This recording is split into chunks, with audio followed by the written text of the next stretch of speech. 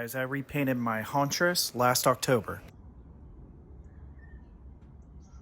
Here's the process of what I did to spruce my Spirit Halloween Hauntress up and add a little bit more pizzazz to her. They usually come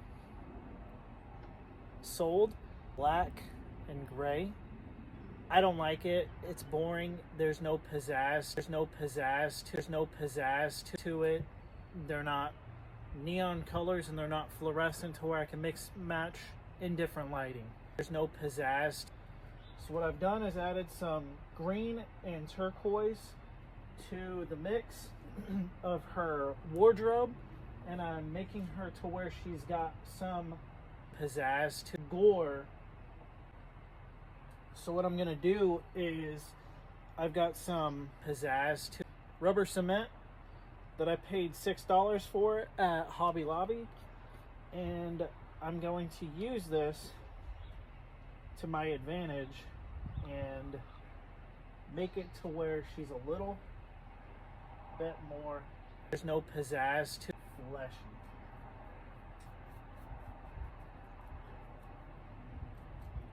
And more runny. Give her some cobwebs and pizzazz to just essentially make her more ugly than she already is.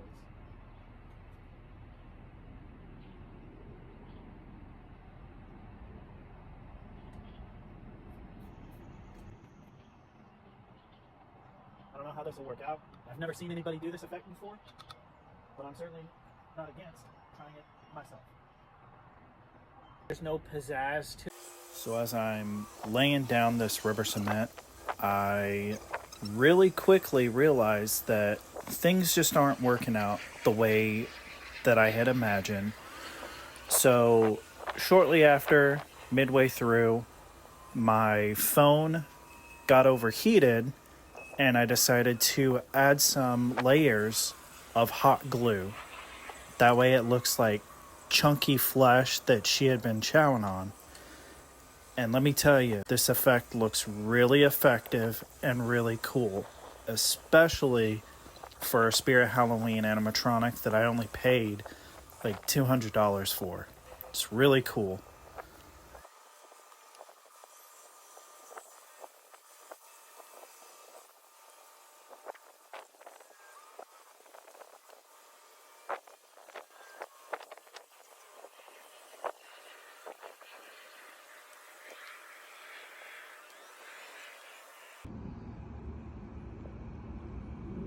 And here's the final look, guys.